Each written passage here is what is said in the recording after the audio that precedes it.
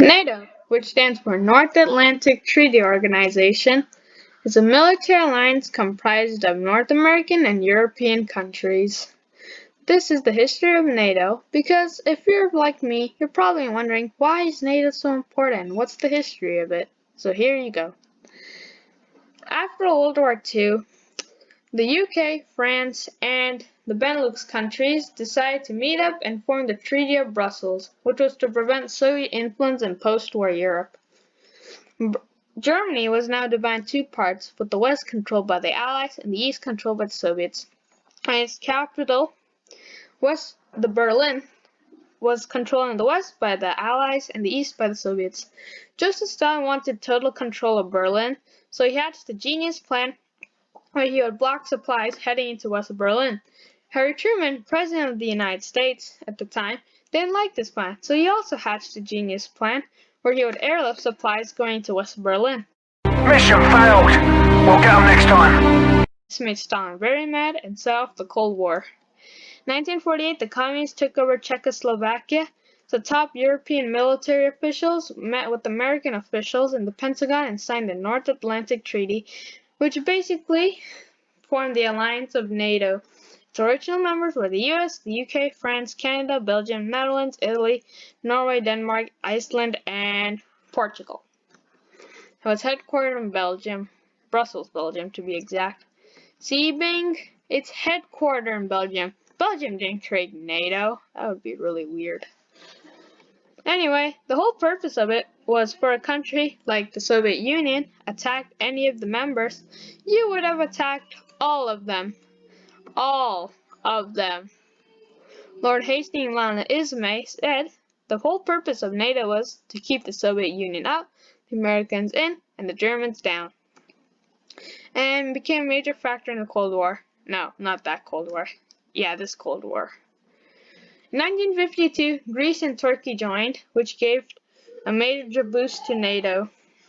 And in the 50s, the Soviet Union decided to join NATO to reduce tensions, but NATO obviously refused, and it didn't really work in the way Khrushchev had planned. Anyway, NATO continued to hold military exercises all over Europe, and when West Germany joined NATO, the Soviet Union got kind of panicky mode, so they formed their own NATO, called the Warsaw Pact, comprised of Eastern Bloc communist countries and the Soviet Union itself. The communist bloc countries were kind of forced into it, however.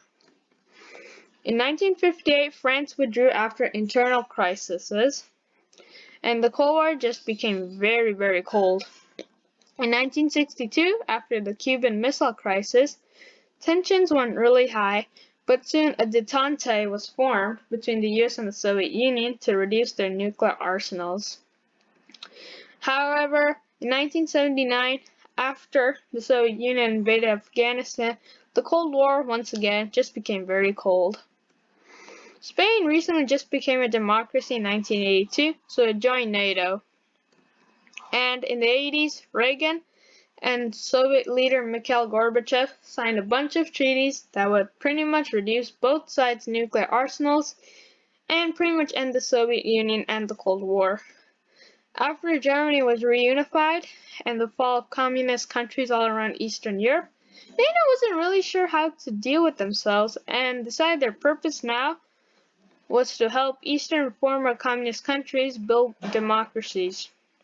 However, Yugoslavia, a former Soviet republic, was embroiled into civil war, and NATO really didn't care much at first, but after it realized Serbia, one of Yugoslav's republics, was committing genocide.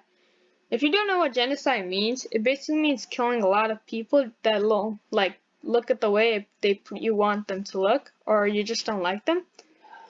And they began carrying out airstrikes all over Serbian cities, and pretty much ended the Civil War. In 1999, 3 former communist republics, Czech Republic, Poland, and Hungary, all joined NATO, and soon became a symbol of spreading democracy all over Europe.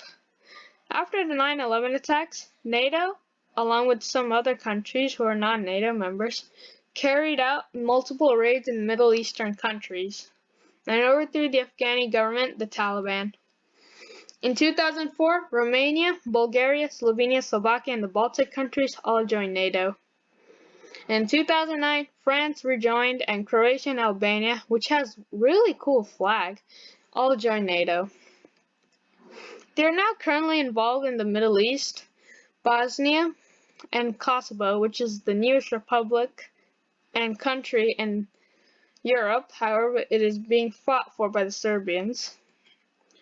In 2014, Crimea, a region in Ukraine, was annexed by Russia in order to prevent it from joining NATO. NATO decided not to get involved and cut all ties with Ukraine.